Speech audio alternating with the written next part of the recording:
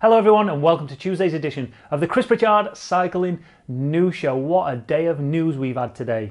Giro d'Italia Stage 10 is currently going off as we speak. There's still 91 kilometers to go and it has been full gas from the start. In the break is Peter Sagan. Groupama FDJ aren't happy with that. They want Arnaud Démare in that Maglia Ciclamina, so they aren't letting that break get away. But the breakaway containing 8 riders with Sagan in it are working pretty hard, and it appears that the gap came all the way down to 18 seconds after it was up to a minute.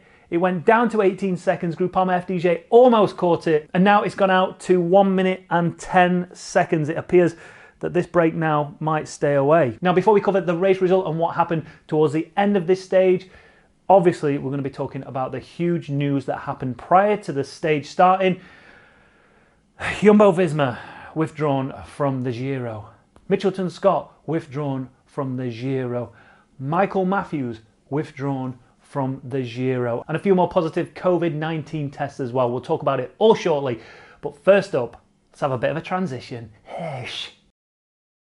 Now you might think the news coming out of the Giro of these teams pulling out is the biggest news in the cycling world today, but no, we might have an exclusive for you. Cameron Jeffers is leaving Saint Piran at the end of 2020. He might not even release this yet. This might be exclusive. In the next couple of hours, if he's not already posted this, Cameron Jeffers has announced he'll be leaving Saint Piran at the end of 2020. He doesn't go into details as to what he's going to be doing in 2021. Could he potentially be retiring from racing? Could he be concentrating more on his YouTube? Who knows? I know, but I'm not at liberty to say. But anyway, that is the news coming out of YouTube stroke cycling world, that Cameron Jeffers will be removing himself from Saint Piran at the end of 2020. Leave your comments down below on that one.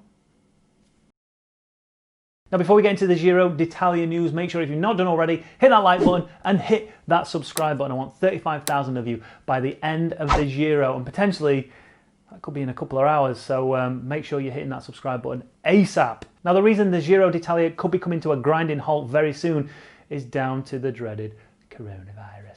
Obviously, yesterday was a rest day. Loads of testing went off yesterday, and there's been loads of testing going off on both the 11th and the 12th of October. In such, we had a dramatic increase in positive tests at the Giro d'Italia. Not as many at the Tour de France, and we managed to get through that, so potentially we could still see this Giro d'Italia making its way to Milan, but I'm not holding my breath. The UCI issued a statement that over the 11th and the 12th of October, 571 tests had been performed.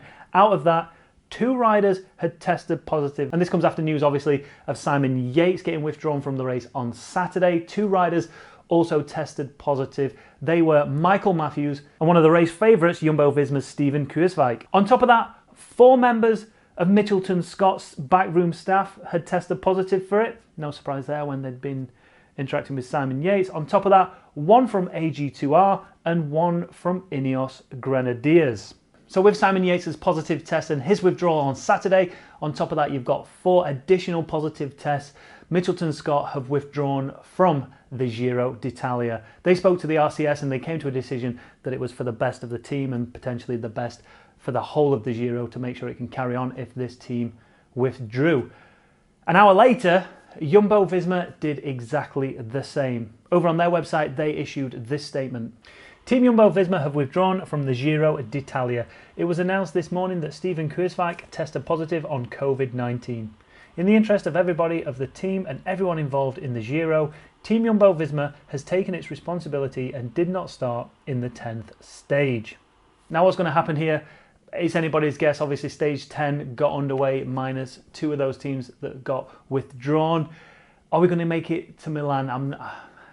I'm not too sure. I can't help thinking, if we think back to February, I think it was, at the UAE Tour, when a couple of riders tested positive, within hours of that happening, it all just imploded. But there isn't as strict a protocol back then as there is now, so potentially these bubbles are going to be as protective as they can be to the riders and the staff, which is going to allow the rest of the race to continue as long as everybody stays symptom-free and corona-free, essentially. But will we make it to Milan? Do you think the race is going to make it to Milan? Do you think it should make it to Milan? Over on Twitter, this tweet from Part-Time Ninja is slightly worrying. It says Van Endem said in the cycling podcast that there were non-Giro people in their hotel eating at the same buffet as the team, and that he'd heard from Deceuninck Quickstep rider in a different base that the same thing was happening.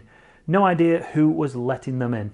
La Flamme Rouge retweeted this tweet saying, big problem of this Giro that was reported by several sources, not only Van Endem, mixing riders and external people in hotels' common areas. By UCI protocol, teams shall have reserved floors and reserved areas in the race hotels. Now this could be one of the reasons for those positive tests.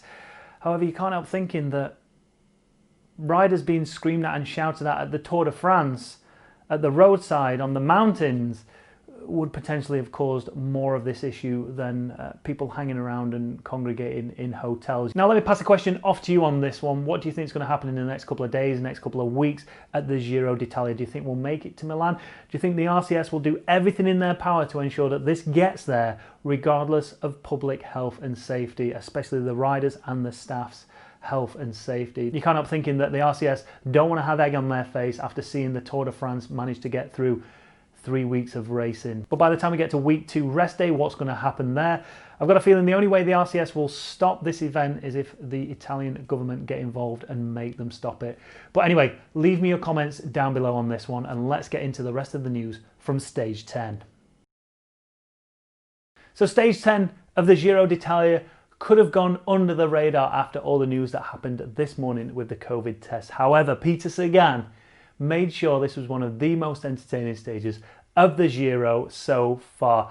Like we spoke about earlier in the show, it was basically Peter Sagan and the breakaway companions against Groupama FDJ at the start of the race to try and get to that intermediate sprint to make sure that Arnaud Démare was still in that Maglio Ciclamino at the end of the day, or at least the gap between him and Peter Sagan wasn't as big as it could have potentially been if Peter Sagan took that intermediate sprint and the overall stage victory. Groupama FDJ soon realised that this break wasn't coming back to them. They got it down to about 18 seconds, I think was the closest they got, but then eventually it extended out, and at 63 kilometres it was up to 4 minutes and 30 seconds. And this breakaway group worked really well together all the way up until 41 kilometres to go. This is when Movistar's Dario Cataldo hit out on the first attack. He took Ben Swift with him. A kilometre later, the majority of those riders regrouped. 2 riders had got dropped, Filippo Ganna and also Simon Clark from EF Pro Cycling. And with over 20 kilometres to go, the rain started falling. 19 kilometres, Pello Bilbao attacked out of that front group, which was essentially the peloton and all the main GC contenders. He tried to bridge across to the 2 riders at the front, who was Ben Swift and Peter Sagan. Now with 12 kilometres to go, you can see here on the final climb, Peter Sagan, it was less of an attack and more of just an acceleration away from Ben Swift. He didn't seem to have the legs today. Pello Bilbao was heading towards Ben Swift as well, and hopefully what I was hoping for was that Pello Bilbao was going to sit on that front group to help Ben Swift and Peter Sagan get away from the rest of the chasing group, which was around 30 seconds, and that contained the majority of the GC leaders. Had that been the case and those 3 stayed together, potentially we might have seen a different result. However, Peter Sagan clearly wanted this stage victory, and he was prepared to take no one else other than himself to the finish line. As you can see here, with 5 kilometres to go, Pello Bilbao had been caught by that GC group, which had also swallowed up Ben Swift.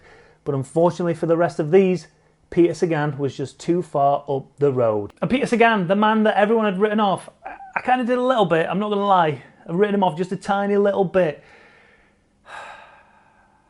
What can you say about him? What an amazing ride. He needed that so much to shut up so many critics. First win in the Giro, meaning this rider has won at all 3 Grand Tours now. And what a way to do it. He didn't need any help from anybody else. Now, if you'd have joined in halfway through this stage and you didn't know what the race was, you presume it was just a classic and not a Grand Tour. Such was his dominance, such was the way he rode it, like he would normally ride a classic race. And he'd been out in that breakaway all bloody day. What an amazing performance by Peter Sagan. So I'm going to ask all you lot out there that left the comments saying Peter Sagan is washed up, he's done, he's over, never going to win anything ever again. What do you think to that victory? Obviously it wasn't a sprint victory, but you play to your advantages. Clearly Sagan knows he doesn't have that top end speed that the youngsters have nowadays, but he can clearly still win stage races. What an amazing performance. Leave your comments down below on what you think to Peter Sagan's first ever Giro win. Thanks for watching, everybody. Make sure, if you've not done already, hit that like button, hit that subscribe button. If you've disliked the video for whatever reason, hit that dislike button, but leave your comments down below. Thanks for watching, everybody. We'll be back again tomorrow. Beijo.